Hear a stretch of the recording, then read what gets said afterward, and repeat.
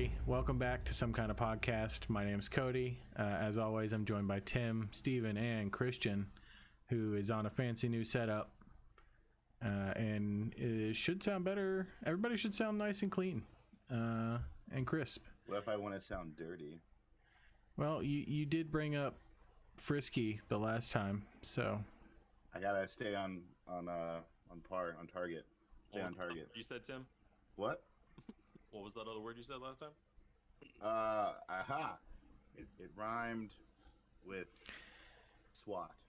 okay. And so, yep, nothing has changed. It's still chaos, and I thought this was the nature of the podcast. I mean, it was organized chaos. Is it organized? Well, It's not that. It's not that we talk about organized. things before we do them. By the way, I am still wearing purple sunglasses. I like these aviators, but you can't really see the purple all that much. I actually have a pair of purple sunglasses. They're actually purple, but I like these ones more. They look amazing. Thank you. They look great, bro. Thank you. They Thank were you. built for you. Oh, Thank God. you. Thank you.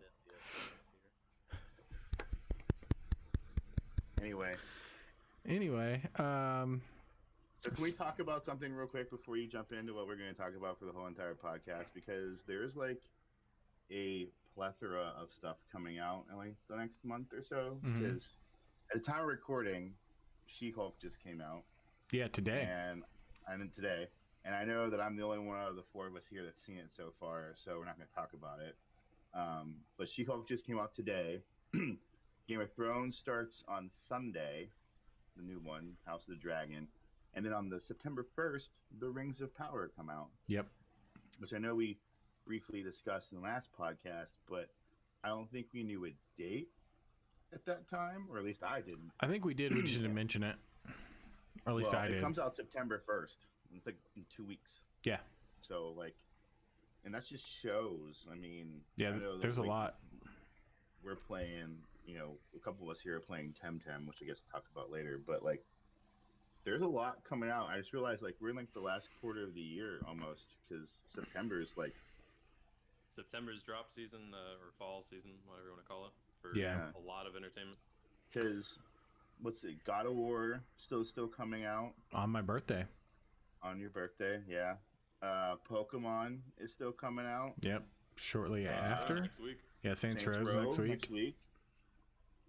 We're going to have a lot of content to talk about. Last of Us Part 1 remake? I guess it's a remake.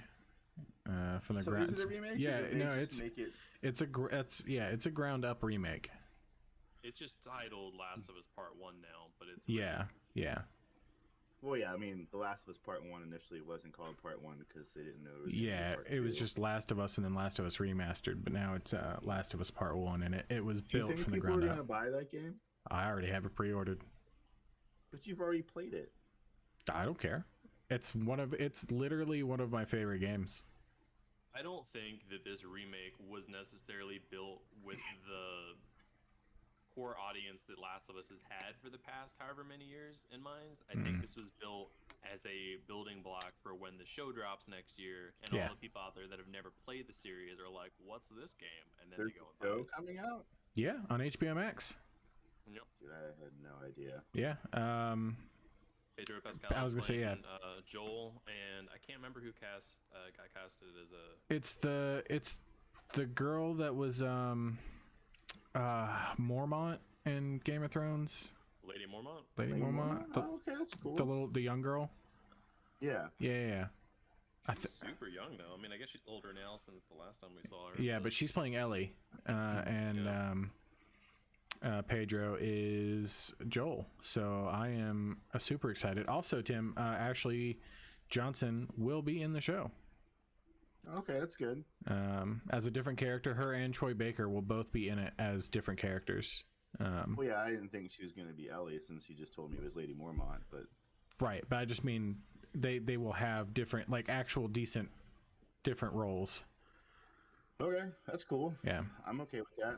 They should. I mean, they can put Laura Bailey in there too. That's fine. I mean, I know she's only in Last of Us Part Two, but she's still Yeah. in the Last of Us universe.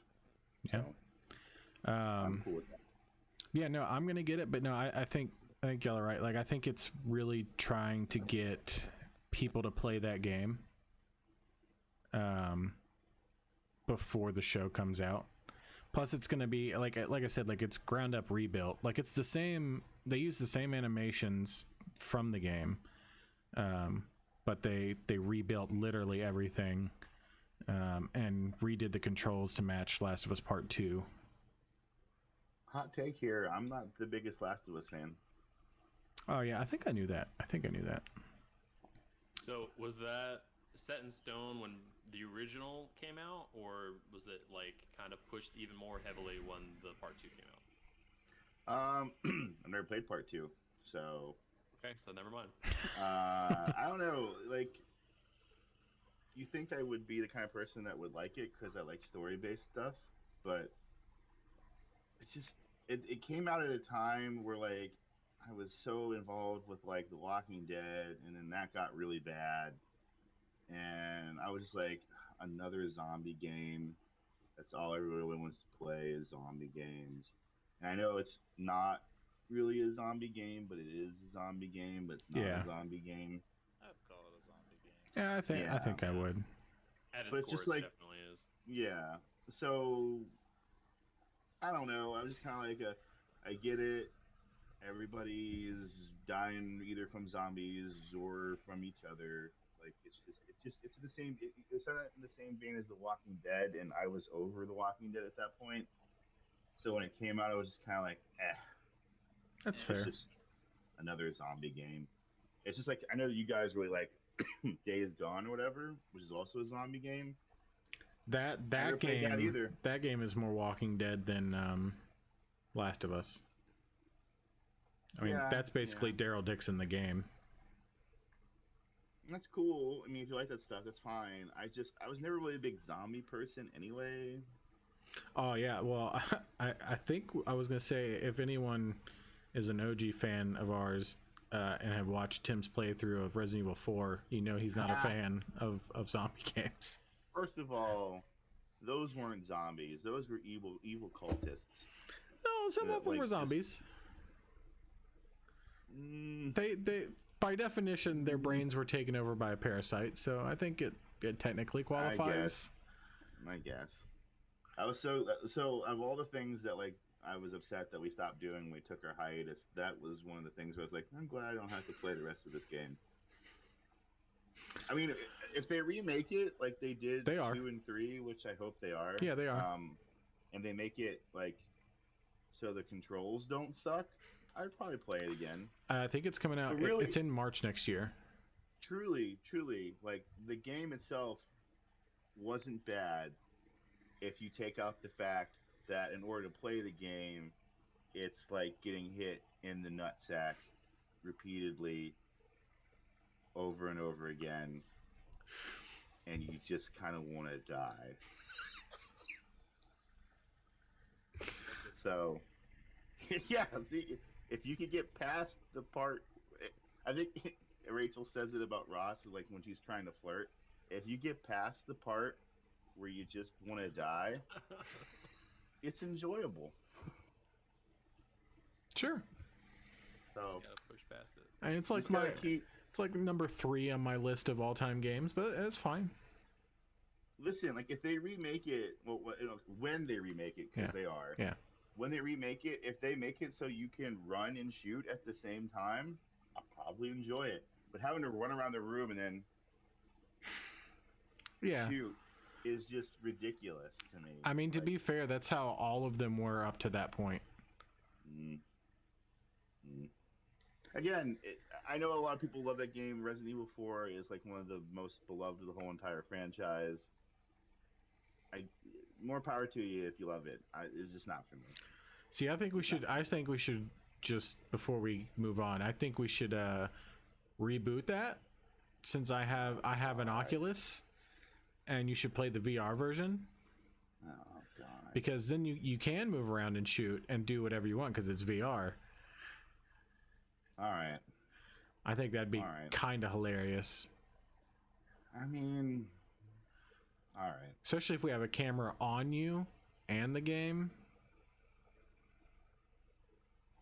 As you I punch a promise not hole to through my drop- TV or something. Yeah, well, I don't want to do that. We'd have to do it in a safe space. But I'll do it.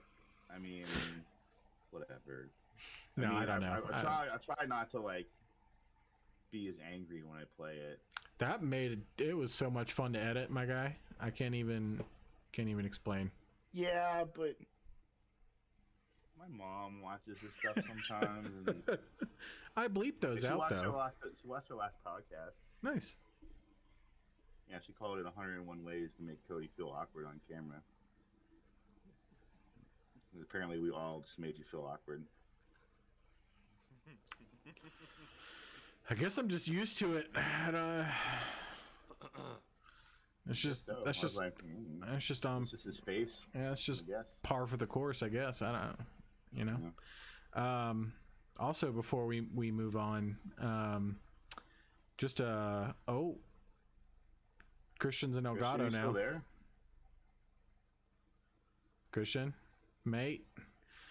Well, like last time when we lost Steven, we've lost Christian. Yeah.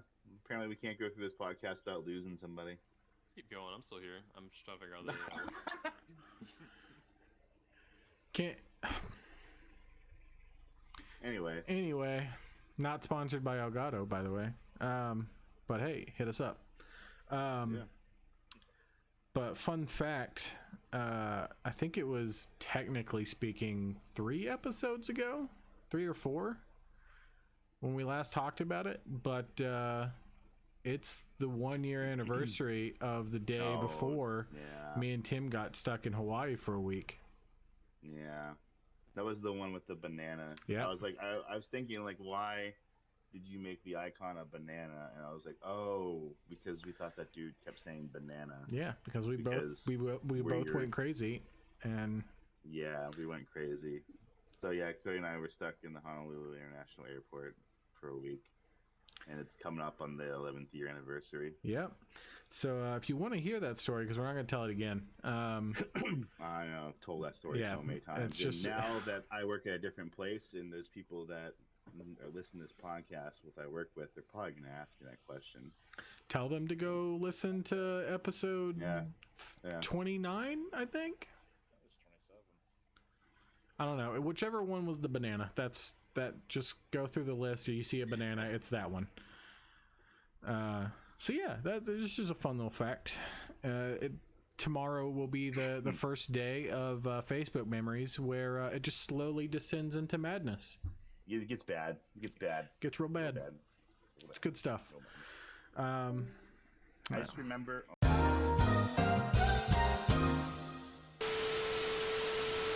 Okay, we got Christian back, and we don't know how he got it fixed, but it's fixed.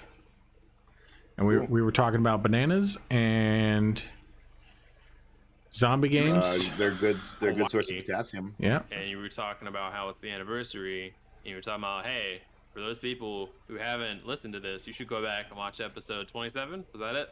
Yeah. Yeah, it's the one with the banana on it. Just go look for the banana. Just go look for the banana.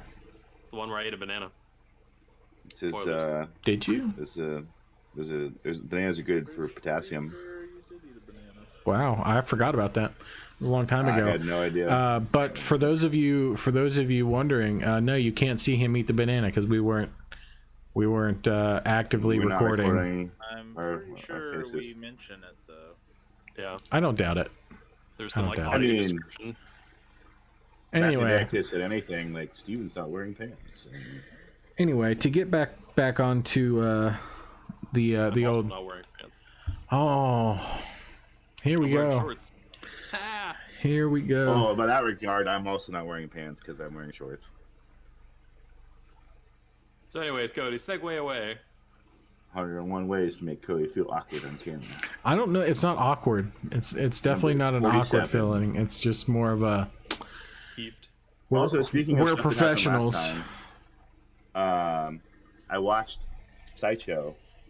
That was the Psycho. That was the movie that Steven picked on little screen. I believe it's this little tile right here. Oh yeah, I need to count. Hang on, I'm gonna pick one for you. Yeah, somebody needs to pick one for me. That's where I was going with. While But you're picking, quick review. yeah. So, I had never really seen an Alfred Hitchcock film before. That was my first one. I think I might have seen like Birds or something like that at some point, but I can't remember. Yeah, they're outside. They're everywhere. Move on. Unless they're fake. No, we don't. This is not a conspiracy podcast. Not yet. I have seen 11 movies, I think, now on that list. 12 actually, because I went and saw The Fifth Element because my mom made mention of it because I said in the last podcast I had never seen it.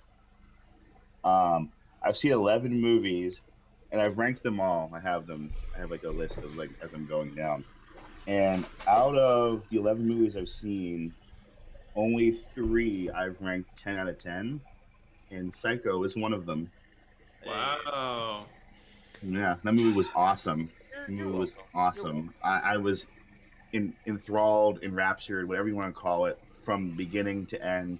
Even though it's like very 1960s, I think is when it came out. I think it didn't really play a whole lot of issue to me. Even though I'm sure it was terrifying in the 60s when it came out. I've been so desensitized due to modern day horror movies that it was just kind of like, oh, this is kind of cool, and it's a really good story, and the actors were really good in it. So, it made the third movie that hit 10 out of 10 for me. Nice. All right, 4 down, 5 over. No. Oh yeah. While you're doing that, if you want to show My chair is broken, so I was like, while you're doing that, if everyone would like to look at Tim's lovely chair.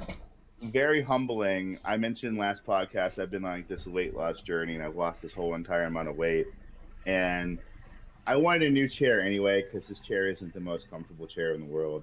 But I was mentioning this till last night, and I leaned back, and my chair just snapped in half. And it's the only chair I have, so in order for me to sit here, I need to sit in it. But it's really messed up. So anyway, ignore the fact. But in time, this next podcast we record, I'll have a new chair. So what did you say? Number 4? 4 down, 5 over. Yeah. 4 over, 5 over. 5. Bonnie and Clyde. Yeah, from 1967. You guys are picking some old ones for me. All right. Well, I can't see it, so I have no idea. I'm just rolling the dice over here. Since we're talking about old movies here, is Godzilla the original on that chart, Tim? I mean, no, you don't know the 1999 one is on there though. Oh, boo! I like that movie. The one with Matthew Broderick. Yeah, it's great. Heck yeah, that movie's awesome. That movie's dope. When I saw it on there, I was like, yeah. But so the original Godzilla is not on there. The 1999 one, Matthew Broderick is.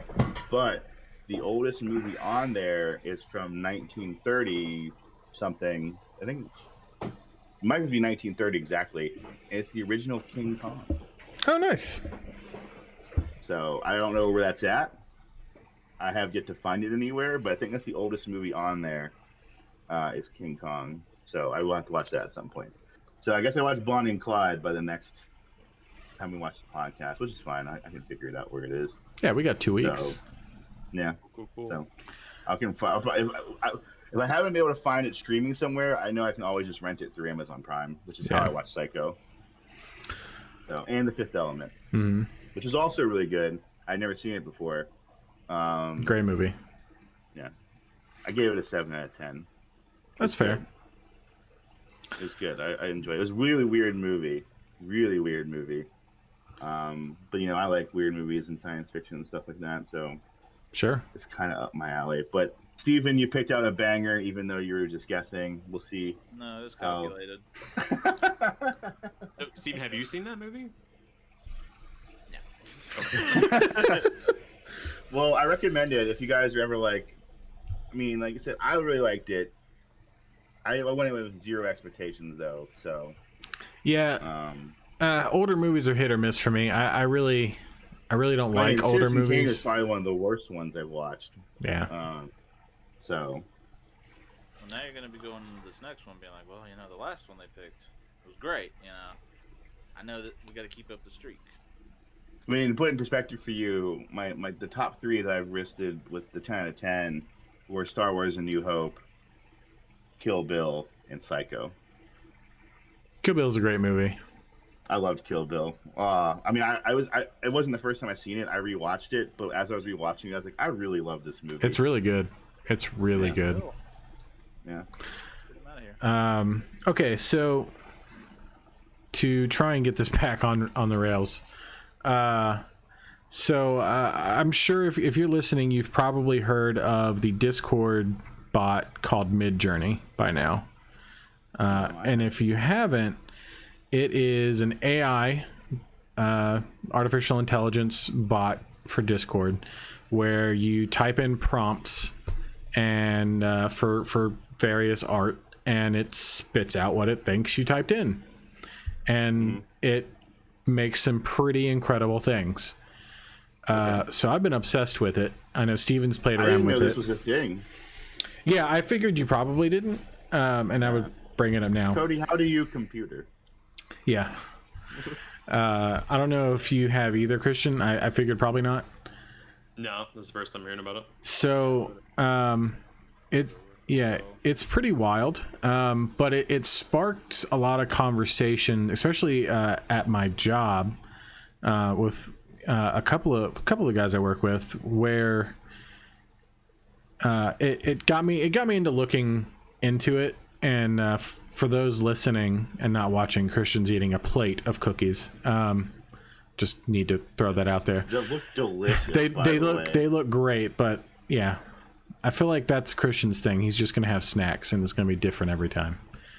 So here's the thing. I hate to interrupt you, but there's this single cookie that I forgot to finish eating at the beginning of this, and I've just been staring at it this whole time, and it eventually got to me. It's okay, bud. No. Don't apologize. You enjoy it. So anyway, Midjourney, it's raised a lot of questions in just art communities and just people talking about AI generated stuff in general, and whether or not it's technically stealing or copying, because if it's machine learning, right? If it has to learn how to do these things, then logically it's looking at other people's art, copying the styles, the brushstrokes, and what have you to create these images. And so I know that a few of the AI bots that are out there have been proven to have stolen art from people and just slightly altered it based on whatever the prompt was. And so the conversation is now like, is that copyright infringement? Right? Is that stealing someone's art? Or is it just along the lines of what we're going to talk about today, like Pokemon and TemTem, where it is essentially at its core, right? It's the same thing, but they're different, right? But the idea of capturing and training and battling, right? The core mechanics essentially are the same. So to back up real quick, though, the thing you were talking about, it kind of sounds like a computer algorithm that functions a little bit like Google, though. Kind of, but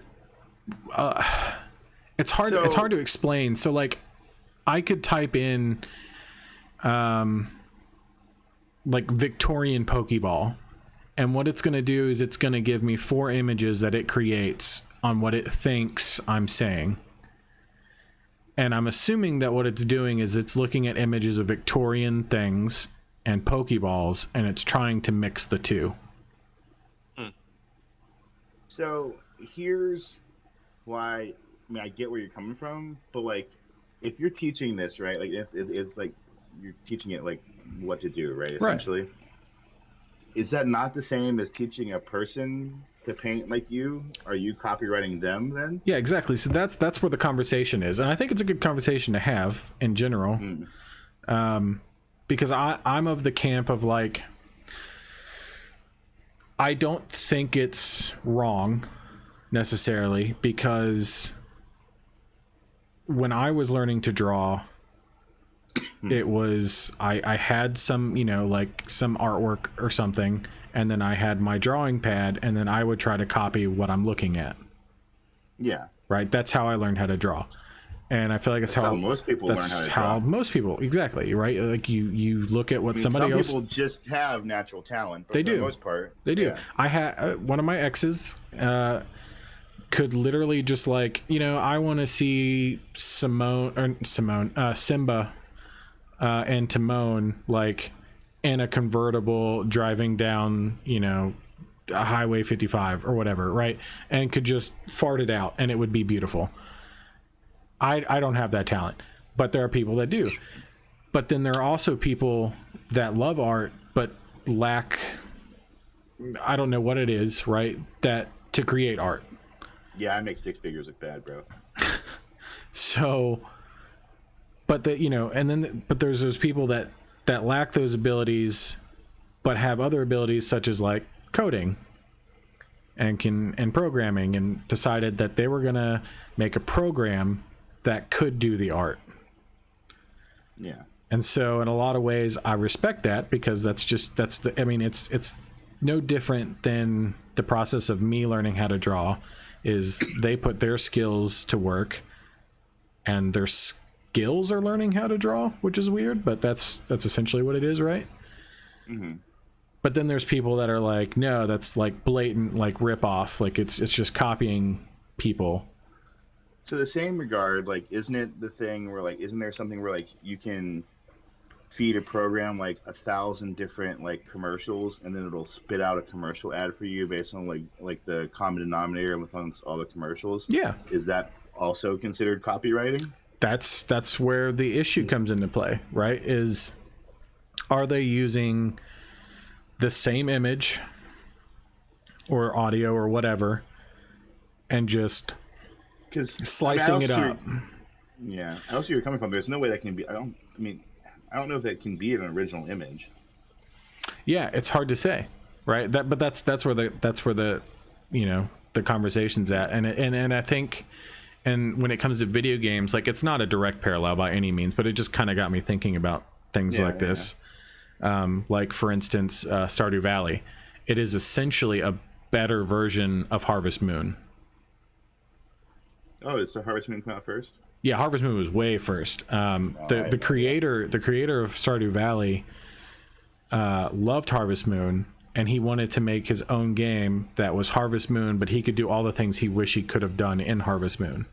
Well, I mean, what's the old saying is that imitation is the sincerest form of flattery. Right. And I mean, and the creators of Harvest Moon felt that way. Right? They thought that Stardew was a fantastic idea and a fantastic game, and he did great. You know, and then there's people that would say, you know, if, let's say, like, you made a movie that was essentially Star Wars, but different characters, slightly different designs, but for the most part, right, like, it was Star Wars. But it was better. Right? Like, yeah, Spaceballs. No, legitimately though, that's a great point. No, that is a great point. It was like Star Wars, it was better. No, but like, legitimately, like, it was making fun of it, right? It wasn't the exact same, but it was poking fun of it. You know, but that's parody. Parody, thank you. Yeah, which is how, you know, like, Weird Al has gotten away with stuff, but at the same time, he gets permission to do his songs. I don't think he has to, though. He may not, but I know that he does. Under parody laws, I don't think he has to. Yeah. Then, you know, like, I don't want to, like, you know, like, how many adult films out there make fun of, like, other things? I'm sure they don't get the permission from them exactly, you know what I mean? Oh, yeah, no, I'm sure Disney's not all about the plethora that's out there. But yeah, I don't know. You know, I think he does it. I don't mean it, but I think he does it out of respect. Yeah. But I feel like the AI generated stuff, because there's like AI generated stories where you can, you know, put in a bunch of keywords and just random like facts and plug in a bunch of links to like your content and stuff, and then you can have the AI generate like a fanfic essentially. Interesting. So like, is that original, or is it just copying and pasting and doing like the college thing of like, I need to write a paper on, you know, physics, so I'm gonna copy paste a bunch of this and reword it? I don't know. That's a really hard thing to define, because art itself is not an easy thing to define. No. So in order to say if it's copywriting or not, you have to define art. Yeah. And again, I'm by no means am I saying that the AI art generator is the same as a video game, you know, mimicking another style or something like that. I'm not. That's what got me thinking about this. It's an interesting thing. I didn't even know this was a thing until you brought it up. Yeah, but Was it a Discord thing? I mean, we're recording on Discord right now. We have a whole channel, by the way. People, if you're listening to this, you subscribe and whatnot, and go and follow us on Discord. Yeah. What a segue. But like, I didn't even know this was a thing. Yeah, I don't think it's super new, but it just like blew up in popularity over the last like month, I think.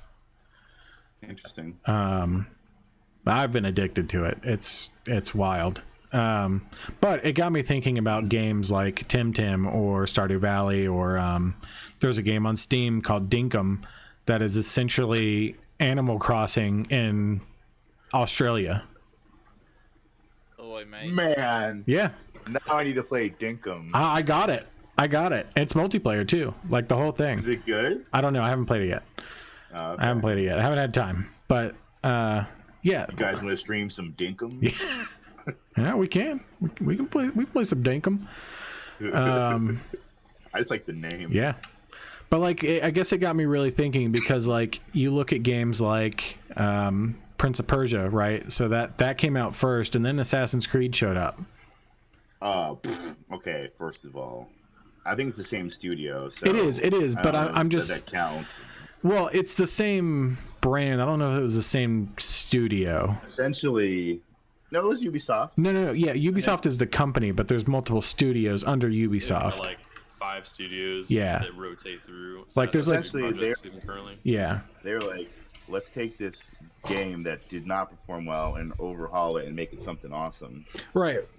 I guess what I was so a lot of people think I think a lot of people think Prince of Persia is better than Assassin's Creed. I know people that are diehard Prince of Persia fans. I know none of these people. I don't even know the people that have played Prince of Persia. I played them. They're good. Well, I mean, I get that the four Assassins of us here probably played it at some point. They're Assassin's Creed light.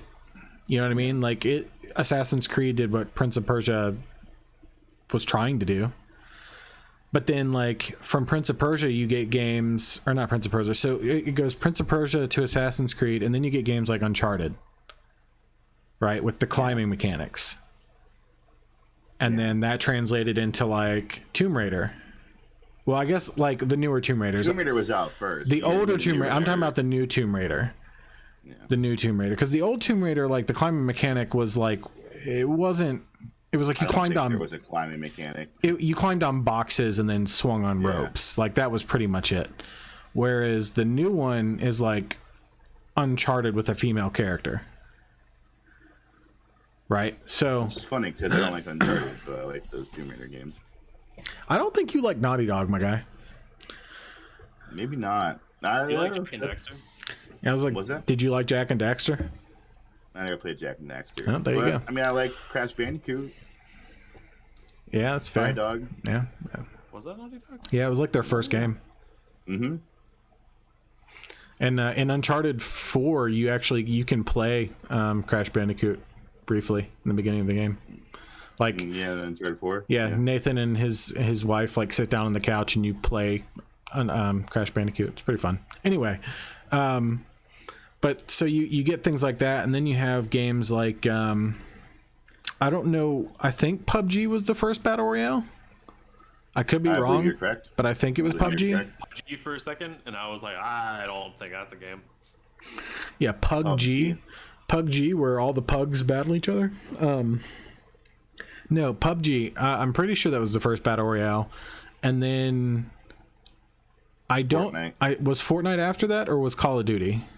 No, Fortnite. Call of Duty copied Fortnite Okay, because of their success. right.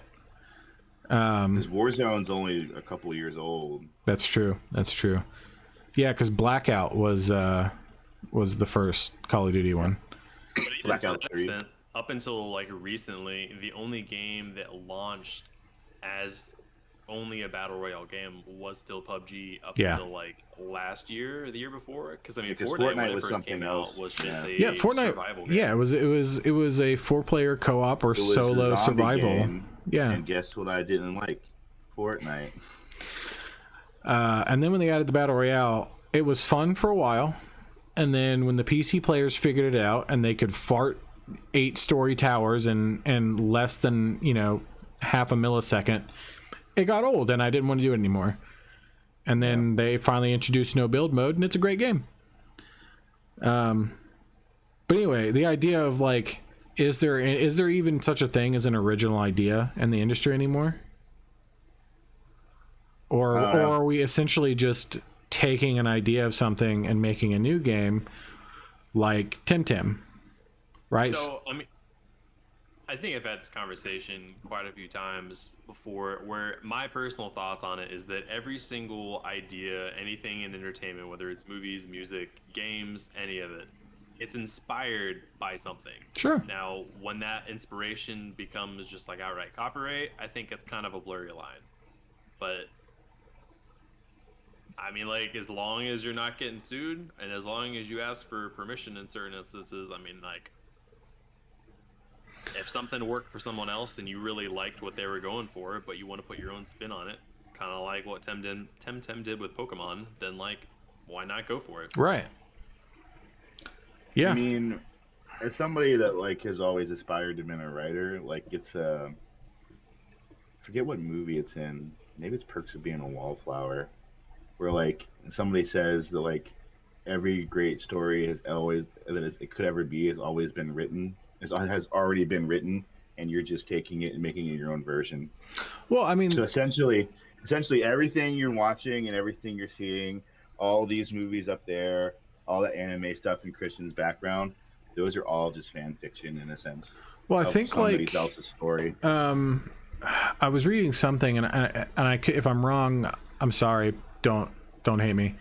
I'm pretty sure I was reading something that said like most modern day sci-fi movies and media can be tied back to the original John Carter book. Yeah, that was actually like the Godfather. Yeah, that's the Godfather of sci-fi. Yeah, like everything derived from that. Which is a shame because I really like John Carter, the movie, and nobody else did. Yeah, I wasn't one of them. I like John Carter, the movie. Like, I don't care. it's okay. I didn't hate it. I'll say that. But yeah, like really, if you think about it, Harry Potter is Star Wars. Yeah. Have you seen the epic rap battle? Yeah. They mentioned that. Yeah. That's awesome. That, by the way, side note, that's the best epic rap battle that's ever come out, in my opinion. It's pretty great. I stand by it. Yeah.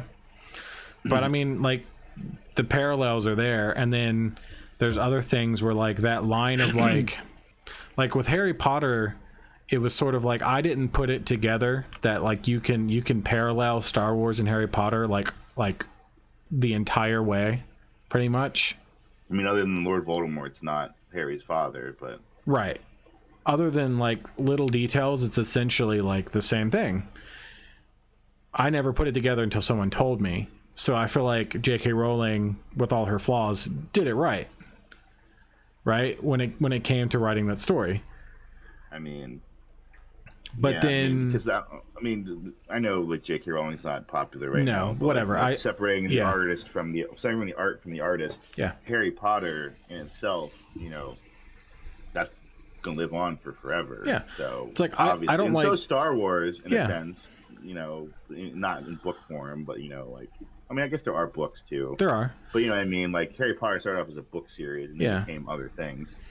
I mean, like, I don't like Tom Cruise as a person, but I love his movies. Yeah. You know? I haven't seen Top Gun Maverick. Oh, it's so good. It's so good.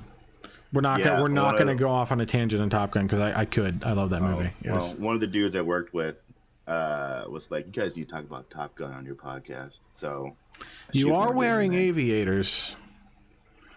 I have the need for speed. Right? Did they say it in the movie? They say it in the original. Yeah, one, right? yeah. So I guess I've just been thinking about games that are like not so blurring that line of like this is basically just a different version of this.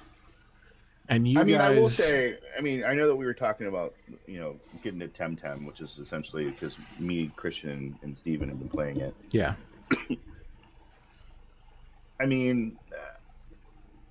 It's different enough, in my opinion, where like I sometimes, if it wasn't for catching and battling, I would not think it's a Pokemon game. Like, I don't know how Christian and Steven feel about it, but like it's vastly different in enough ways where if you take out the catching and battling aspect, it doesn't feel like a Pokemon game. I don't know what they think, but that's what I think. Well, that's what we're gonna talk about. So I'm curious because you guys have played. I haven't, so I know next to nothing about it other than the fact that it is a MMO, I guess, essentially Pokemon style game where you create a character, go around, battle. I think what they call them, dojos. Mm-hmm. And instead of gyms, but you capture, train, and battle TemTems, and they all have goofy names and evolutions. Yes. Grumper. There's one called Grumper. Yeah. So, for those of you that don't know, I'll read the excerpt that I found just now. So, TemTem is a massively multiplayer creature collection adventure created by Crema, and published by Humble Games. Players explore the islands of the airborne archipelago and completing quests, taming strange creatures known as TemTem.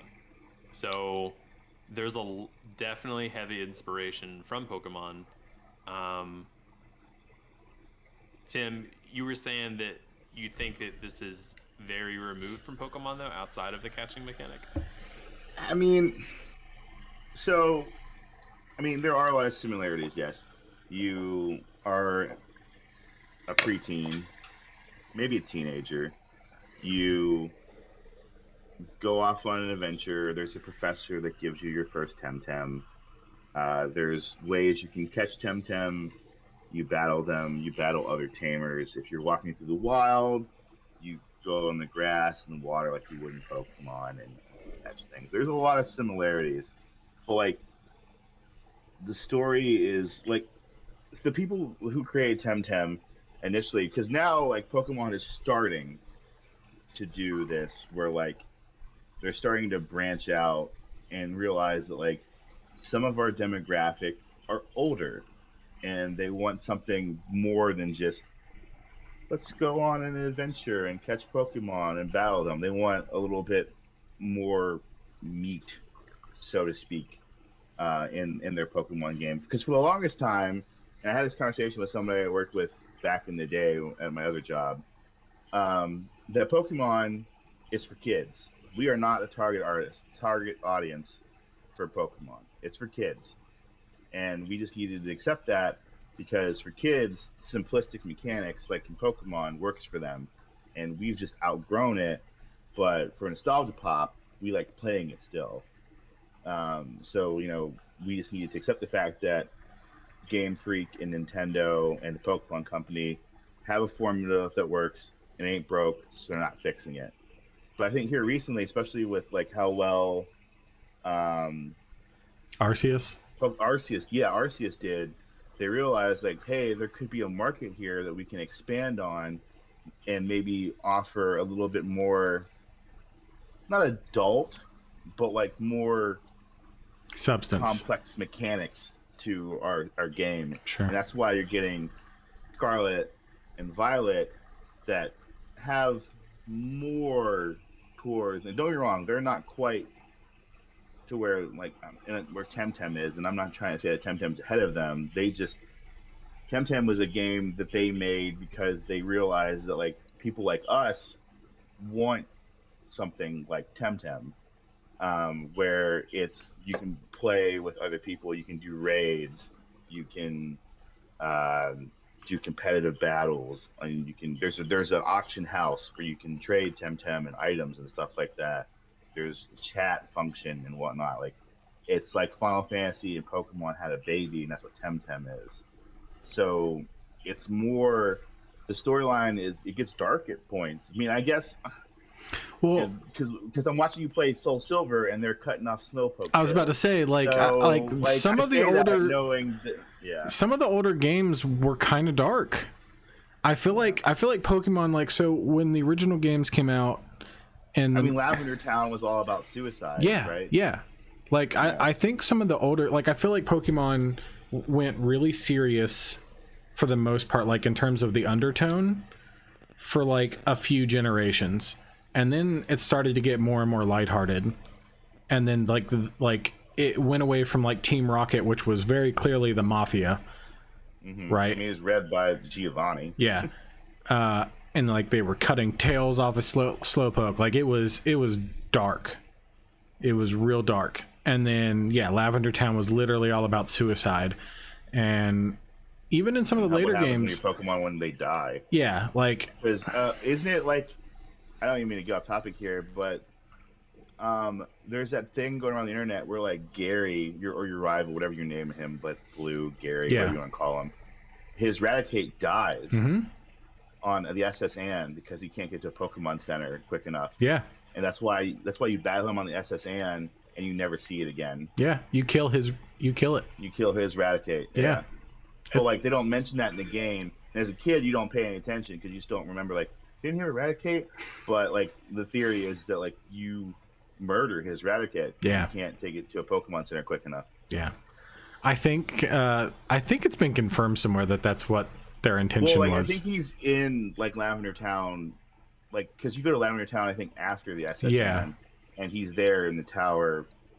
Morning. His Raticate. Yeah.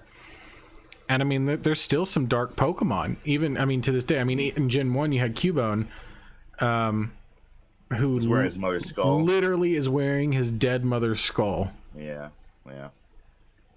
And then... So I guess it's rooted in adult things, kind of like most things are. Apparently the manga, however you want to say it, is really dark and super messed up, and then they toned it down for like the anime and the game, but the game still has some of that undertone.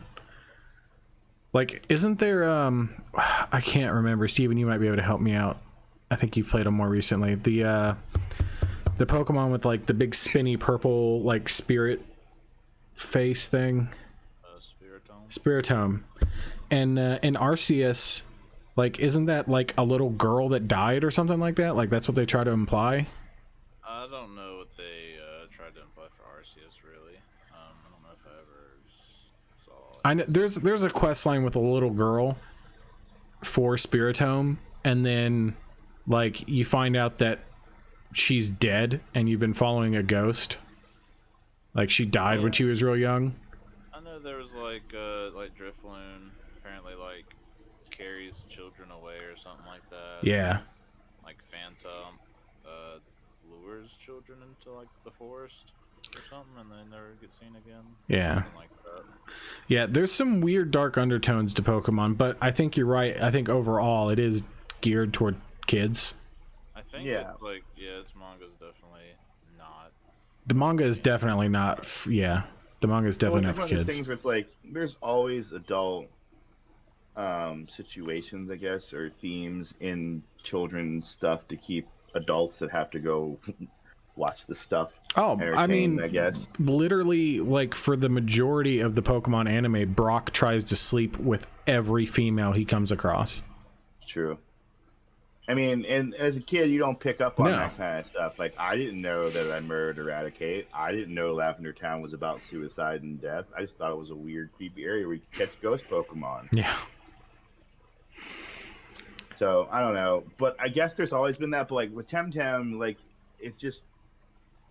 I don't know. Maybe Steven and Christian can talk about it. It just feels more geared towards me, if that makes sense. I don't know. What? Huh? What do you mean? Like it just feels like not like just a kids game where they're like, all right, go get your badges and battle the Elite Four because you can do anything you set your mind to. Yeah, it doesn't start with that, but I mean, like, the NPCs in this game are mean as hell. Yeah. They'll be like, I don't know, they'll make fun of the way your character looks. Oh like, God. That you can't read. Yeah. Like, oh, you're walking around here because you're too stupid for school? Be like, oh, I'm just trying to play a game. Yeah. Yeah, I bet you are, you idiot. And then they'll be like, let's fight. So is there death in the game, or is it still just like fainting? If it's still fainting. It's still fainting. Your TemTem don't die. Okay. I thought You we still faint remember. at least. Yeah. I mean, like we're only about halfway through the game, Maybe. like the actual main story campaign game. I mean, it's an MMO, so I think they're gonna just keep adding stuff. So it's never really going to end because the game comes out in September, right? 6th, Yeah. I think, yeah. Yeah. And they're gonna add a new island to it and the new end game content. So I don't know. I feel like it's.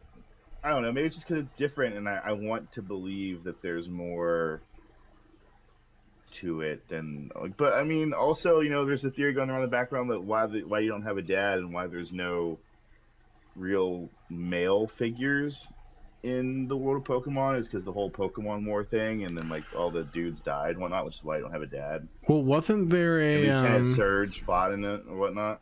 wasn't there a game where your dad was a gym leader? Or am I imagining something? It's Ruby, Sapphire, and Emerald. Yeah. Not really. Yeah, your dad was a gym leader. I don't know about all that because I never played Ruby, Sapphire, or Emerald. So, I agree with what you're saying about TemTem. I do not think that TemTem would ever have existed had it not been for Pokemon, though. Like, I think it might have existed in some regard, but it would have not been as ironed out. Hi, as it is. Ashley. Steven, go for a second. Take over. Steven, your take over. thought. You take over my thought while I talk to my wife. What Christian was trying to say is that he's pissed off. He's so angry. He hates the company. So anyways, sorry about that. Oh, I God. could see my own image in the screen, and I saw my you're wife fine. doing Kim. No, you're fine. And it totally threw me off. Bring her in on the conversation. I want to know what she thinks about Pokemon and TemTem. Don't worry, Christian. I let them know how you really feel. Steven, take we're over like- my thought. Take over my.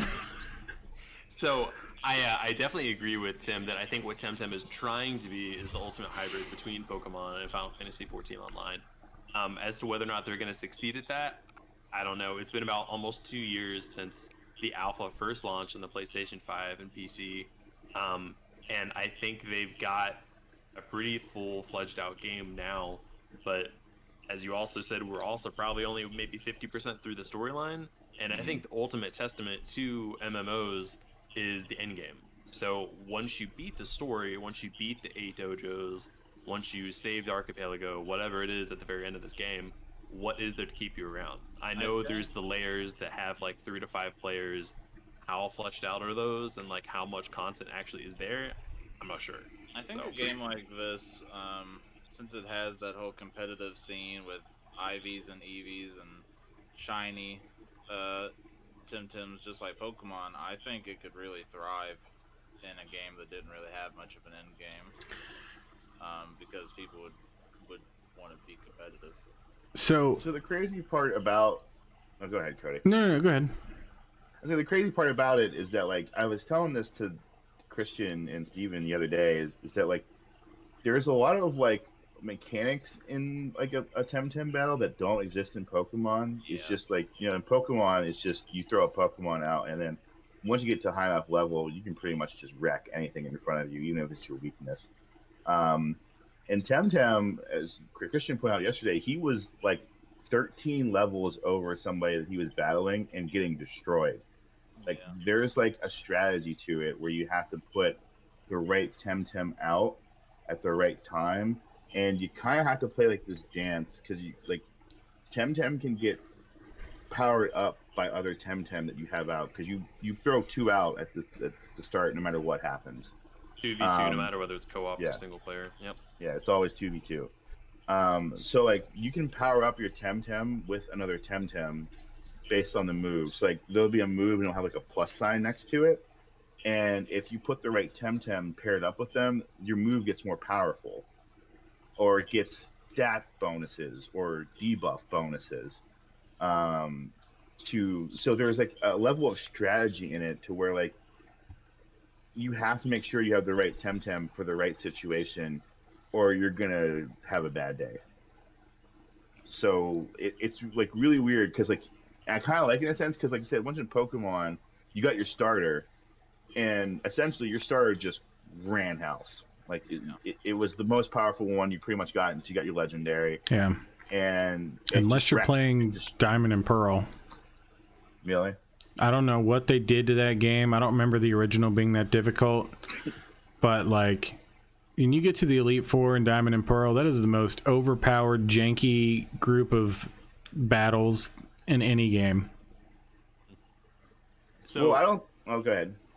I was just gonna say, so at the beginning of TemTem, it kind of sets the you up for what to expect in the rest of the game, because like in Pokemon, like you guys were just talking about, your starter is typically super overpowered, and that first rival battle that you have, you're almost guaranteed to win. Now, what comes those follow-up rival battles, if you're not leveled up and you haven't built up a team, then it might be a little rough for you. TemTem, that first battle you have with your rival, it's like, here's your starter, here's an extra one just for good measure, and good luck, because your rival is going to destroy you. Yeah, you lose. Like Right storyline, we you lose. lost. Like your rival has a better TemTem than you from the jump, and it's just like you're behind the 8-ball already. You need to catch TemTem and get better, bro. Wow. The game never makes you feel like you'll be like, okay, getting the team together, they're starting to get a little leveled, starting to get the hang of this, and then it'll be just like, no. Now you go to a new area and everyone's like level 50, and they're like, "Do you even know how to raise TemTem, bro?" Like we did like the third area. Me, Cody, or me, Christian, and Steven did the third area, and we went to the fourth area, and then we all were like, "We need to go back and train because this area is super hard." Yeah, the level is nice because like Pokemon, you've been to an area where has trainers and stuff to fight. Those trainers are typically gonna only have Pokemon that you can either see in the current area or something you've already seen before. TemTem, like, there's one that we've seen in the first area that we have not encountered at all, and we're all in the fourth area with at least over 30 hours of playtime. All of us. Yeah, you talking about Sparzy? Yeah. Yeah, we don't even know where to catch this thing at. No. So like they'll just throw you out something, you'll just have no idea where it is or when you'll see it again. Like I'm pretty sure I fought something in the first dojo that I caught in the third area. Yeah, super, and the leveling too. Like they said earlier, like you'll encounter somebody who might have. I just did a double battle last night where somebody had one that was like level 36, and the other was 58. I was like, this. Like, yeah, they're like it's almost like they made them like real trainers where they're like, I've been leveling up this one, but it's a 2v2, so I gotta throw out the other guy with them. Yeah, and you'll never. I don't think I've ever one-shotted something unless it was just like something like I went back to, or either that if it has like a ×4 weakness, like say like you're using an electric move on something that's water and like flying, or water and wind in this game. Like that'd be like a ×4 attack, and even then, it doesn't always kill them or faint them. So it's and like, to put in I was gonna say, if you've ever been playing Pokemon, you're like, yeah, like I like Pokemon, but these games just aren't that much of a challenge.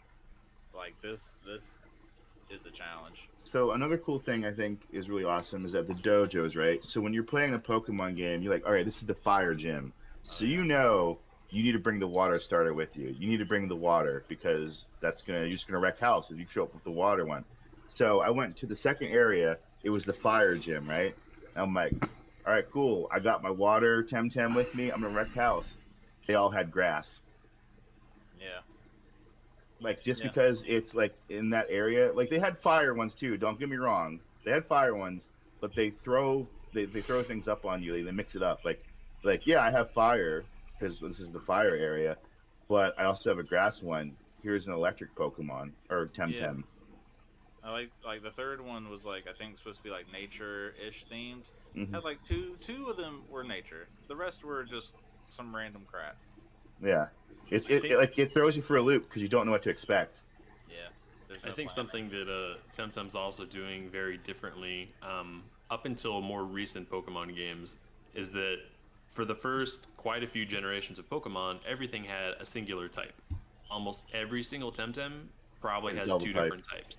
Mm-hmm. And it's not type matchups that even necessarily make sense. Like, you could have a TemTem that's fire and water.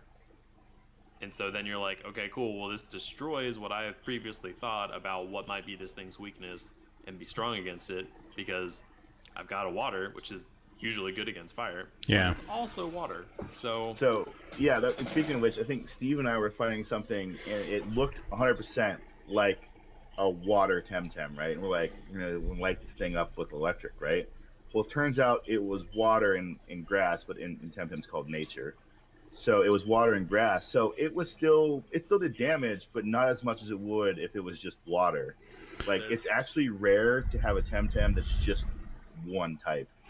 It's also like in Pokemon, if you hit a ground type with an electric, nothing would happen. You can do that in this. Like the damage might not be as good as like a standard attack, but you do the damage.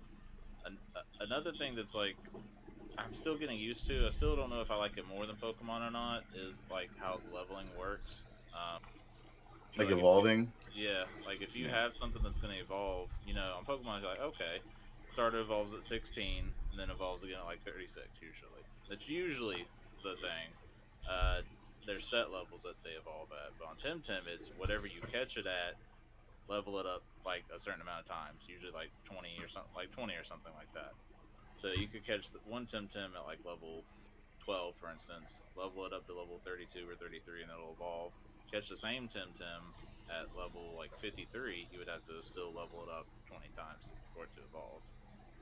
Yeah.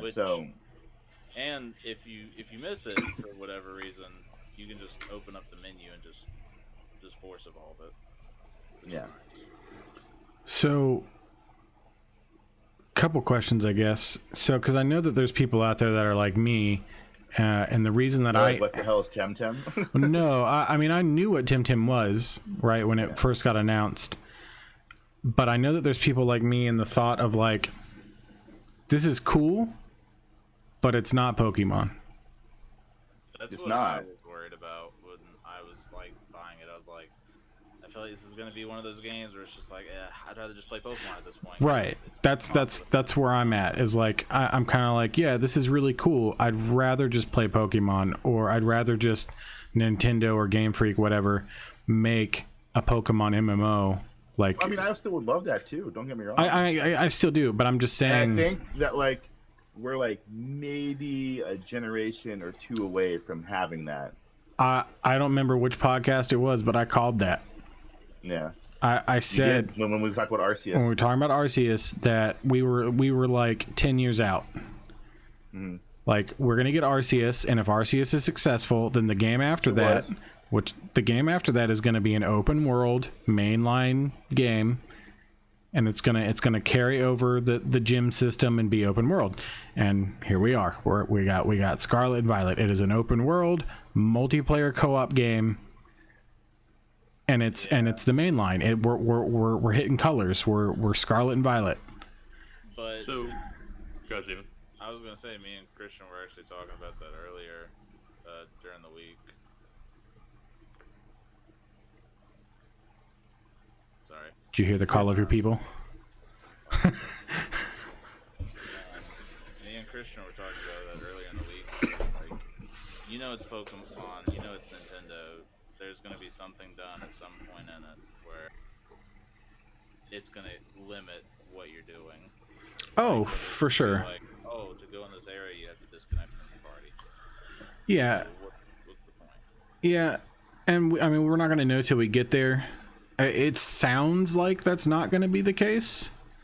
But I will say, oh, man. I'm just saying it wouldn't surprise me if there are areas that are like solo only. But the way What I that like about TemTem is the fact that like you can do everything with Literally somebody. everything. Like, and Yeah. like, say for instance, like I went through a dojo and Christian didn't. I can re-go through the dojo with him and help him get through it. Like after playing this, there's no reason why Nintendo can't do this. Oh no, there definitely isn't. I agree 100% there. I think that this game, like Arceus, is another test, and I think they're gonna test the limits of co-op, because there is media that said that like essentially we can all join each other's game and go do our own things and still be in the game together.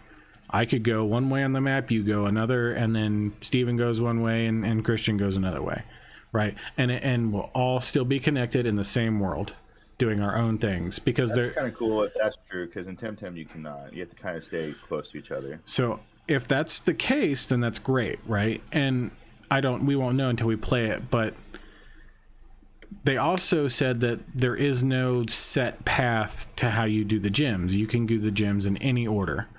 Which I think is really cool if they did it like that. So I'm assuming that means there's some form of level scaling depending on the gym you go to, right? That's the only way that makes sense.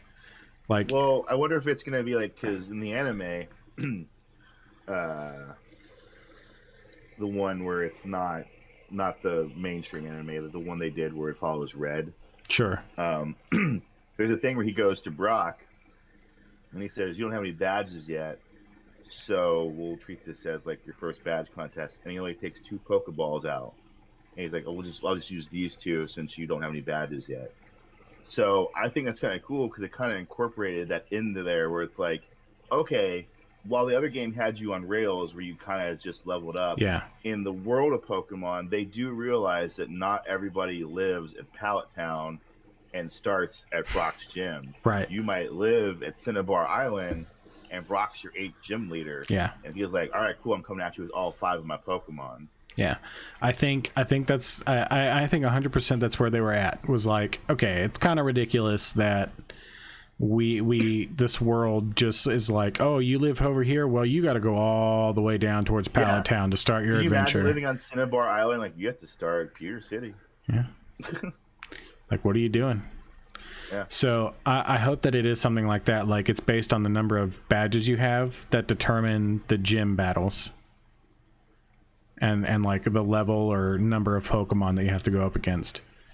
Yeah, so we'll see how this plays out. I think this whole game is a big test, just like Arceus was, and I think it's going to determine where they go forward next.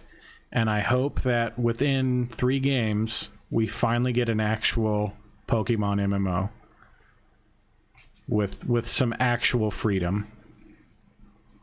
Maybe we'll see. I mean, you yeah. don't think so? No, I don't. Like, I expect whatever they do to just. I expect it to just be dog shit anymore. Like, Really? Yeah. Because like. That's a fair thought, though. Like I said, like Nintendo is too scared to do anything. They don't ever venture outside their comfort zone. Like, look how long it took them. Like, they've got so many different franchises too that they do nothing with because they're scared of doing anything but their main money makers. Yep. Like, I don't know. I do not like Nintendo as a company. I really don't. I feel like they know that their fan base, they can survive. I mean, they're very formulaic, you know, like, oh, sales are down, let's pay somebody to come up with another Smash Brothers, or another Mario Party, or another Mario Kart. Yeah. Let's just remaster Mario Kart 8 again. Yeah. They refuse to do anything. Yeah. And like the years in between the game releases are usually just. Yeah, it's too much. Yeah. It's too much. Like I am excited what they're doing with, you know, I think Scarlet. the reason it's taken as long as it has for them to branch out of the Pokemon like formula like they did with Arceus is because of Nintendo. Because Game Freak is not Nintendo, right? They're their own company. But I think Nintendo still is like, yeah, don't do that. We're not going to put that game out. Don't do that. Well, the coolest thing about TemTem is that like everyone's all like, you say like, I would rather play Pokemon. It's like, well, what if we don't have a Switch? But isn't it coming out on the Switch? It is. It is. But the original grab for people Sure. was on PlayStation Sure. and on PC. So it was trying to reach those audiences Yeah. that necessarily wouldn't ultimately grab towards all the Nintendo first-party games. And just let you know, like, Pokemon only came on the Switch recently. You had to play it on handheld, which is why I missed so many generations. Oh yeah, for sure. To go to your point, was it? Good. I was just gonna say, so a little while ago, Cody, you were asking about those people that are like, well, this game looks just kind of like another version of Pokemon. Like, why would I play this game if I can just play a Pokemon game? Well, I think those people, there is no. The whole point in playing TemTem is if you're tired of Pokemon and you want something a bit different, they've taken the thing that you love, changed it enough, but not completely, and then provided a different experience for you. That's But fair. if you're just looking for the same old experience that you've had for the last, is this the 9th generation? Yeah, Nine, yeah. Okay. So last 8 generations, if you're just looking for another one of those, then you probably should stick with Pokemon. But if you want something different and you want something a bit more new, then you guys are right. In like 5-10 years from now, you might get a totally different Pokemon experience. But Nintendo is not, and Game Freak are not going to take that gamble all at once. It's going to be a slow process. They're going to work. Yeah, that's what I was talking about last time we talked about this. Was it's going to take them a while, and it has taken them a while. It's taken them since '96 to come up with a game like Arceus. And to be fair, though, I am sure that there are folks at Game Freak that pitched that years ago. I and it's just guarantee the it. Shareholders and the people with all the money were like, okay, that's cool, but like, no. let's do our research first and make sure that this is actually going to be profitable. And so Well, it's one of those things where it's like, they're like, why would we want to do that when no one is complaining about what we're doing? well, then that's a whole nother point, because the The whole people thing of, are like, complaining, but they're not it ain't listening. Broken, don't fix it. But like anytime they put out a new generation, it's like, here's some new cool Pokemon, and people are like, oh, I gotta go catch them all, I guess, and then I gotta go get the game, and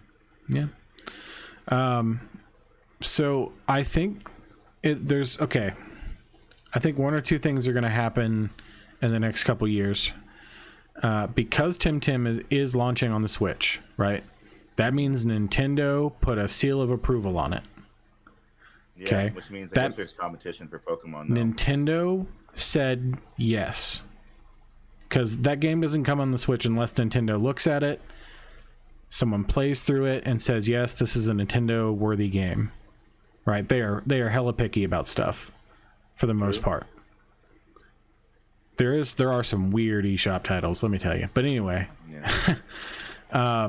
But for something to be as close as it is, generally speaking, to Pokemon, Nintendo to put the stamp of approval on it is big. So if TemTem blows up in popularity and people love it, I think it's going to be eye-opening.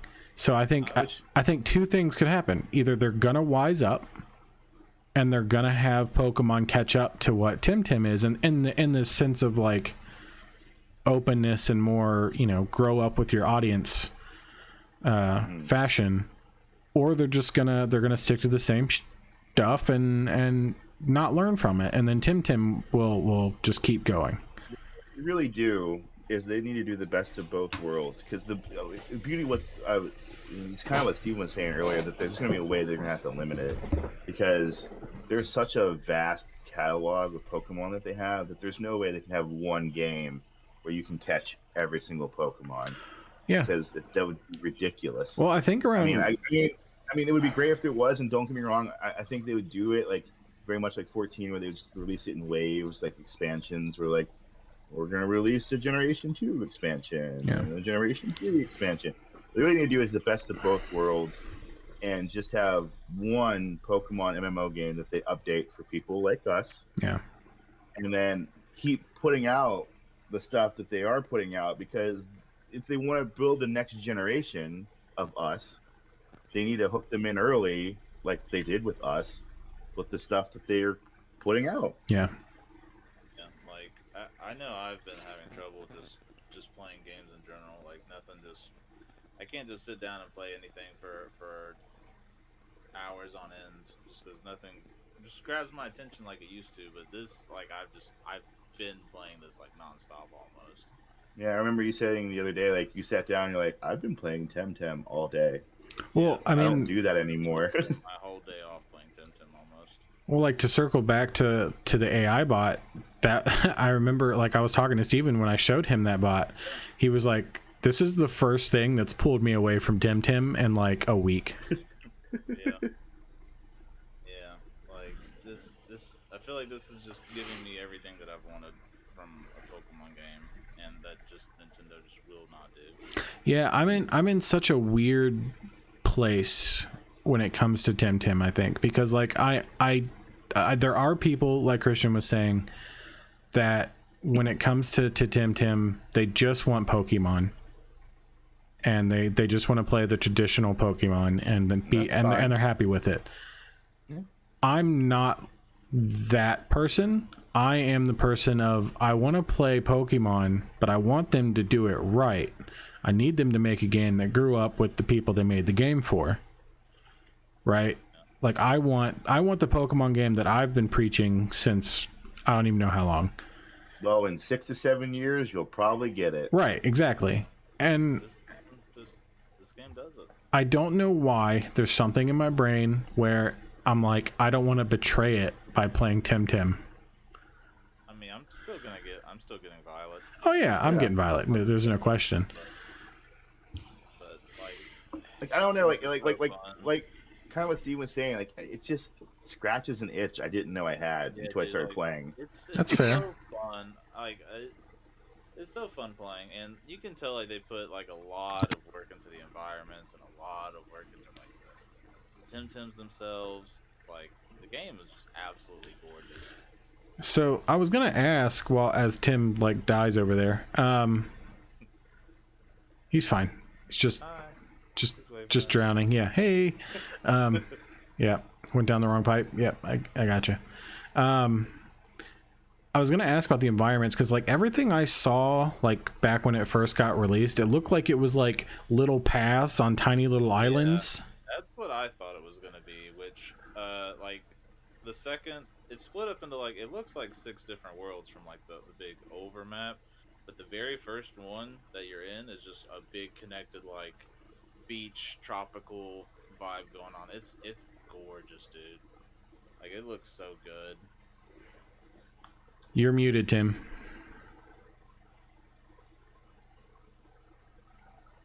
I was muted on my headset. Yep. There's that, like the big beach tropical paradise thing, and then the next area is kind of like a mountainous volcano kind of region. It's pretty cool. So it's not just those little like interlinked squares with little bridges. That's some of the areas, not hardly. Like it's been 20%, maybe not even 20%, but that has to do with kind of like a traversal mechanic, though. Okay. I was gonna say there's a lot of traversal stuff. I mean, like, you know, you have like the bike in Pokemon, and like you might have some mechanics where it'll lock you out of certain areas. It kind of took that and ran with it. Where there's, I mean, we've at this point, I think we all have maybe 3, or have come 4. across about 3. Yeah. And I'm sure there's more. But most of those, like, you know, quadrant, you know, little island things that you were talking about, is directly related to one of them. It's like a bridge hopping mechanic. Okay. And so those are like that, but for a specific purpose and reason. But I would say, like Steven was saying, probably 80, if not 90% of the game is just an actual open world exploration environment. So what would you compare the graphics to? Because I feel like, again, with like when I first saw the game with the little weird environments, and I was like, this doesn't really look good to me. And then visually it looked kind of like For the King. Like it didn't look like it was like It doesn't have that. I know what you're talking about. That like just real blocky look to it. Yeah, it looked like overly stylized to me. It reminds me of if they made a Pokemon game with the Wind Waker HD look. So I don't. Okay. Like Wind Waker HD. I don't think either of you or any of you have played it here except me. Maybe you have. But Game Freak put out a game called Little Town Hero, and the graphics in that remind me a lot of TemTem. That's a good one. Okay. And so it's not super high definition, but it's definitely far removed from like the blocky, over texturalized people. It's come a long way. So when it first came back out on, I think it was on the PS5's launch, I bought TemTem under like its pre-launch version. I turned the game on, loaded up the profile on, and was like, well, apparently the name that I really wanted to use is already gone, and the system is a little wonky. I made it to like the opening scene, and I was just like, I don't want to play this right now. And I turned it off, and then I didn't turn it back on until maybe a month ago. And it's changed a lot since then. So in the alpha version, when I turned it on like almost 2 years ago, it was very For the King like. So the video that you said that you might have seen that looked a lot like that video probably exists somewhere on the internet, because at some point in time back around the alpha stages it did. So they have continuously updated not only the environments, the amount of TemTem in the game, and all these different islands, but they've also overhauled the graphic system. Okay. And to that extent, though, I will throw them under the bus, because every once in a while you will come across an NPC that looks janky as fuck. Yeah, like, the NPCs before. I will say, like, as far as the graphics go, the TemTem look awesome. The areas that you're exploring look really awesome. The people and the NPCs, not so much. In fact, when we first started playing, one of the first things that Christian ever said was, like, I like how like I had to choose between a female and a male, and I really can't tell the difference. Interesting. So they have some work to do. It's not, like, don't get me wrong, I'm not trying to say over here like this is the new Pokemon game, you need to play it. I mean, it's been very much a work in progress, and the game's still not officially released yet. It's still technically in the early access part of it. Yeah. It doesn't release until 0.94 or something, with 1.0 coming on September 6th. Yeah. Okay. So like they're still working on it and using all the feedback that they're getting from people playing it to improve upon the game. And it looks like it, 1.0, like, since it's an MMO, it's something that they can just keep working on and trying to refine and better. Because one of the things that I think Steven was telling me yesterday that they're going to try to fix is that a lot of the NPCs can be kind of long-winded. And it's just like, get to the point. We're gonna battle. I know we're gonna battle. Just get to the point. Yeah. I mean, to be fair, there's a few Pokemon NPCs that just don't shut up. Well, this is like 80% of the NPCs. Oh, okay. Don't shut up. That's fair. It's a bit excessive. Yeah. Yeah. Because like I just played through Brilliant Diamond, and I'm playing through Soul Silver on Twitch, and I've definitely run into more than a couple that are just like, oh, hey, here's my life story. And you're like, hey. These are stupid conversations. Like, yeah. You, who, me? No, him. Who, me? No, him. Us? You? Us? Them? When? Who's he? Where? What's like, your name? Those are legit conversations. Oh, wow. Like, I had an interaction where I had a conversation with myself, and I had to pick the responses. So are we? I thought that was funny though, but Yeah, but still, are we talking like? So, hot take, I've never played the original Mass Effect games because they bothered me. Like, I know they're good. Don't get me wrong. I know they're good. They're classic games. If they ever remake them, I'll play them. But like, I had such an issue with those games where it was like, hey, get over here. Like, in the middle of a battle, like it starts off in a fight, and the guy's like, hey, come here. And he gives you a gun, and then you're like, all right, sweet, time to get right into combat. And he's like, hey, before you pull the trigger, let's talk for 30 minutes. And I'm like, no, just no. You let me do the thing and get on with it. It's why, like, not to tangent again, but I love Kingdom Hearts 2. Don't get me wrong. It is the best in the series, in my opinion. the opening sucks because you have to wait forever. That is the longest, most ridiculous prologue of. It's like 5 hours long too. Of any game ever made. Like, it is painful to get through. Like, hey, you know that fun Disney, like, Final Fantasy game where you get to run around with Donald and Goofy as like the best boy with his big shoes and just murk on heartless things? Like, yeah. Well, you're gonna deliver mail as a not main character that you care about and skateboard around with his friends and eat salty ice cream. Have fun for 6 hours. Good luck. Why? I can't remember quite what the opening was like for TemTem, but I don't think it does not hold your hand. No. This is a very hands-off learning experience. Okay. If something new happens to you in the battle, a quick pop will be like, "Hey, this is what just happened," and then go away. Yeah. And that's the only time you see it. Okay. Yeah, it's not very much like a. In fact, I don't even think they tell you where to go. They're just kind of like, "Here's your TemTem. Now get out." Well, I mean, even in Pokemon, Don't let the door hit you on the way out. You gotta go find them all." The idea of telling you where you need to go in Pokemon is new. The main quest line on TemTem will always kind of point you in the right direction that you want to go, but it doesn't like appear on your. It only shows up on the map. So that's how the newer Pokemon is. Like, it's like you have to open the map and then it's like, go visit this town, right? But like, I'm playing through Soul Silver and it doesn't tell you anything. Yeah. No, this one the overworld view is like an MMO. Like, you got your main quest on the right. Up to 2 side quests below it. But you don't. I mean, I like that because it also shows you on the mini map like any side quests that might be nearby that you can pick up. So, you know, in games like Pokemon and I guess any kind of RPG that has like just a bunch of NPCs you can talk to, if you're not into like talking to all of them, you can just know which ones are the important. Oh, that's nice.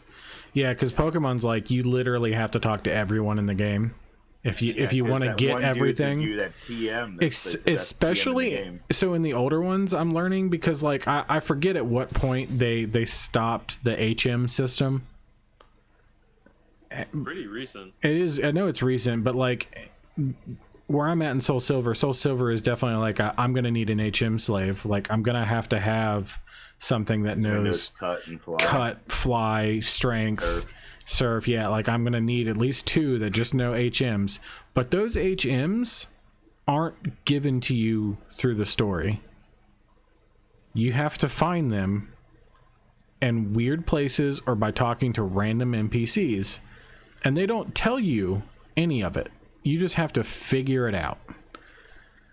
Whereas now, like even with like Brilliant Diamond, you have the Pokewatch, which I didn't think about when I was playing through it. Like, it literally halfway through the playthrough, someone was like, why aren't you using the Pokewatch to do this? Why do you have an HM slave? That's not a thing anymore.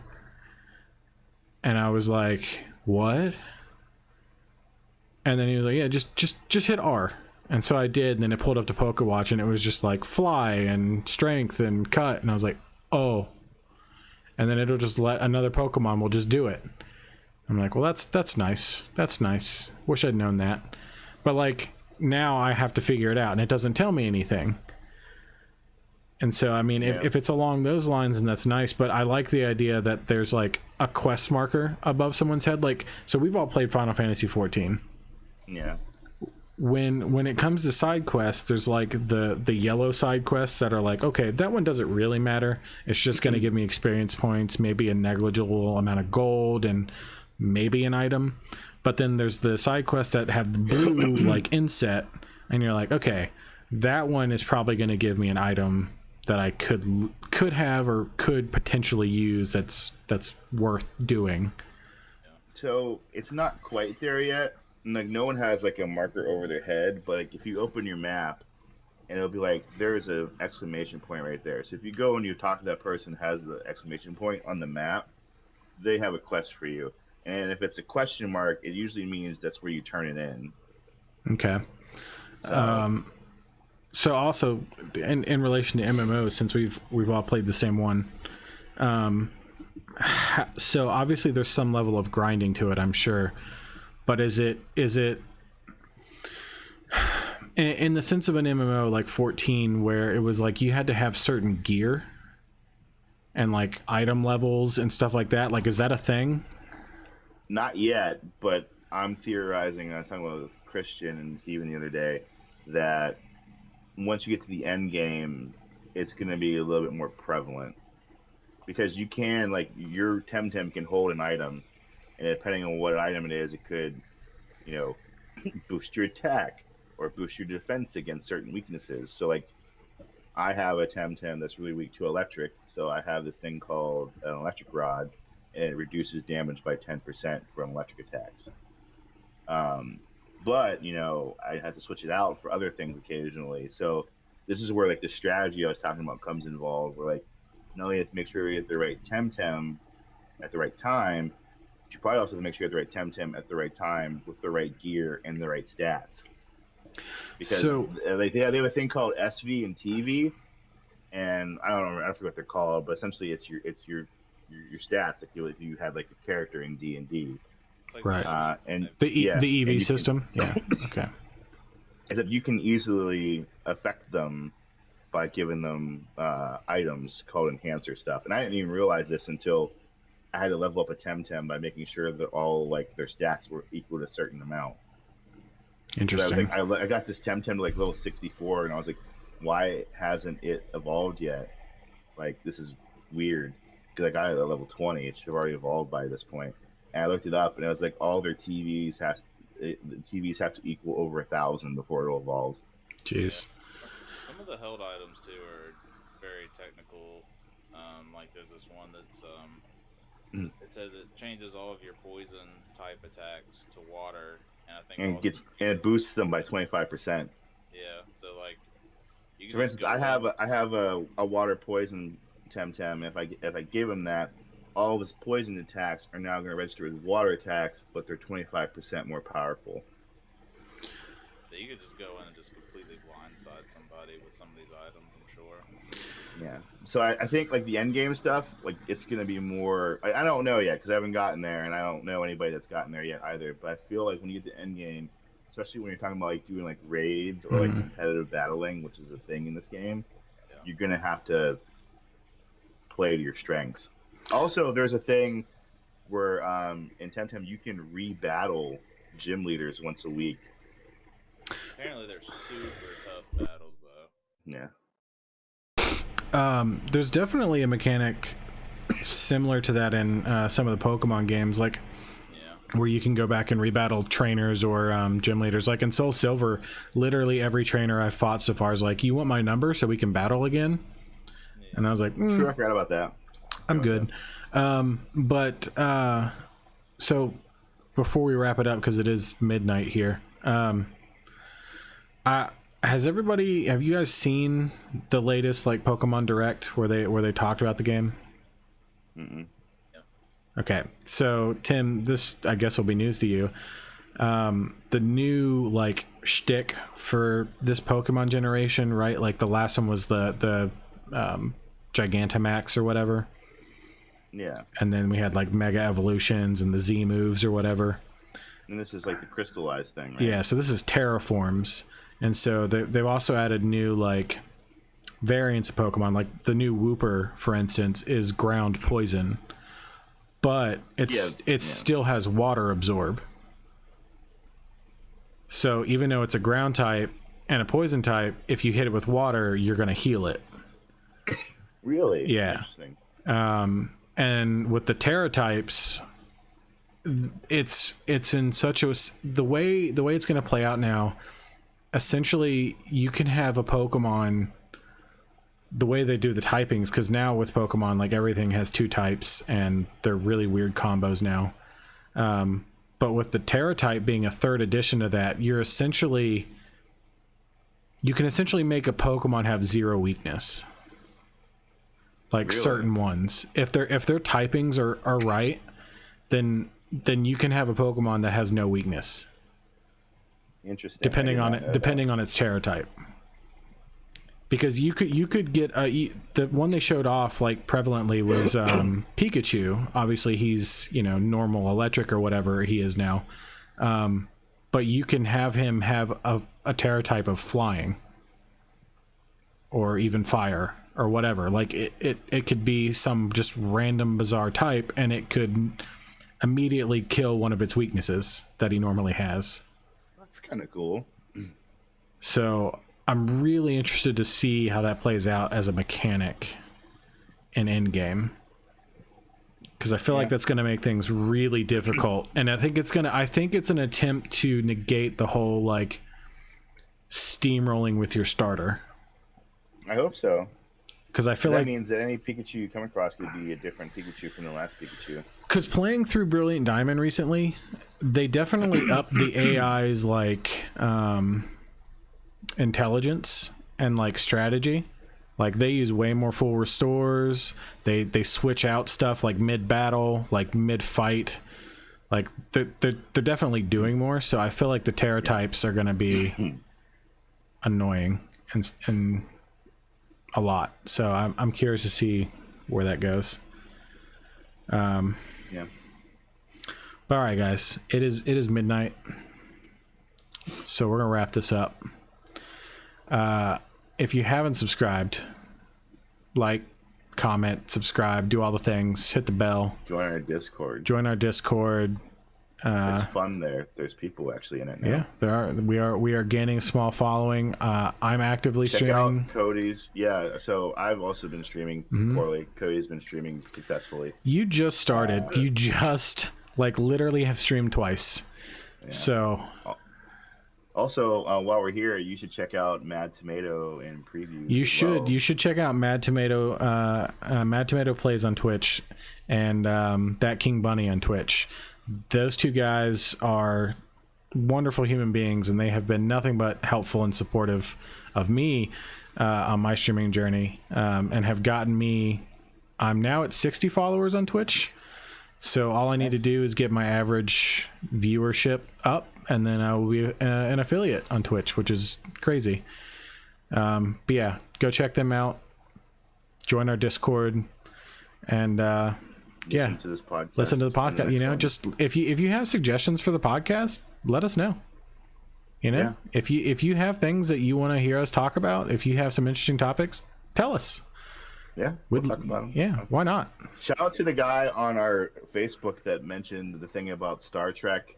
I was about to bring that up earlier and forgot. Yeah, I meant to bring that up and I totally forgot. I didn't see this. I forget who it was. He mentioned that we call ourselves some kind of podcast, and there's some kind of thing that it relates to in Star Trek. I saw it last week, and I don't mean to be rude to the dude that posted that. Thank you for doing it. I just forgot what it was. Yeah, don't be too upset with us. We don't pay attention to stuff. Like, we have an email set up. like legitimately, I just to put this in perspective, we have an email set up and a contact us page on our website, and I don't think we've ever looked at the email. Do we have emails? Did we get? I think email? So. I'm pretty sure when we were, and this is again, I'm so sorry, everybody. When we did the Hot Ones thing, we even made a comment about it, and Christian was like, "We're gonna respond. We are gonna respond, and we're gonna go through this." And we never did. Yeah, we stopped doing it. And we stopped. Yeah, we never looked at that. I'll take that on. I'll start actually diving into that now. But I brought up this guy's post. He was saying you guys call it some kind of podcast and don't mention Star Trek, and then he linked a video to you on YouTube, and then it's some kind of Next Generation. So apparently in Star Trek Next Generation, there is like a bajillion times where they're like some kind of, and then insert whatever they're talking about here. Interesting. I don't like Star Trek. I was gonna say, so sorry, dude. None of us are Trekkies, so none of us would have known that that's a thing. I like the Chris Pine. Yeah, I like the Chris Pine movies. I like the Orville. It's like a better Star Trek. Oh man, don't. No, I'm just kidding. He posted. He went out of his way. It sounds like he no, like legitimately, I do want to watch the newer shows that have come out. Discovery was pretty good. I saw the first season. I saw the first season of Discovery, and it was really good. And I want to finish it, and I do want to check out Picard. And I know that there's a new Star Trek show that's centered around Captain Pike, I think. Yeah. And when I was a kid, one of my family members actually watched The Next Generation all the time. I just was a kid and I don't remember enough about it. My great grandparents, I grew up going there all the time, and they had like The Next Generation, like VHS, like all of them. And you know, my great grandpa loved them. I couldn't get into them. Maybe we should watch a little bit of Star Trek in order to talk about it. I don't know. I watched the movies. You just said if you want us to talk about something on this podcast, it was a joke. It was a joke. Like, you guys you should talk. Star Trek. Yeah, immediately going back on what I just said. Yeah. No, I watched the new shows. I watched the new shows. I don't have CBS or whatever it is, Paramount. So I have Paramount Plus, so you can just come over and we can watch it or something. All right. I'm not gonna lie to you. I'm not gonna watch it. Christian's not a team player. We're really nerdy, but we're just not Trekkies, is what I guess it boils down to. Sorry, guys. Yeah, Steven's not gonna watch it either. I might actually. I like Discovery. It was good. Yeah. I'll watch Discovery Channel. So sorry, guy. Don't take it personally. It's just one of those things. Like, I grew up on Star Wars, and Star Trek just did not hit the same to me. I do enjoy the new movies, which I know actually upsets some of like the diehard Trek fans. So again, sorry. Yeah, my bad. Chris Pine's really cool though. So yeah, he's really cool. Oh God. Okay. All right. Well. Thanks. Do all the things. Do the YouTube stuff. Do the Twitch stuff. Follow me. Follow Tim. Follow Steven, Christian. Even though they don't stream regularly or often, but maybe they will now. Christian, you just got a new setup. I did, yeah. Steven, you're getting a new. No, I'm just kidding. I don't know what you're. A laptop. Yeah. Yeah. Come check out me play Knights of the Old Republic. It's really hard apparently, and I forgot about that. But yeah. Come see Karen take over the galaxy. That's right. You're playing a female evil. What's her last name? Git Manager. Her name is Karen Git Manager. She is a Sith female character. So who else to take over the Empire than a woman named Karen? That's spectacular. Yeah. If you visit our website, check out our social page. It has the link to all of our Twitch pages. Yeah. Check us out. All right, guys. We will see you next time. Later.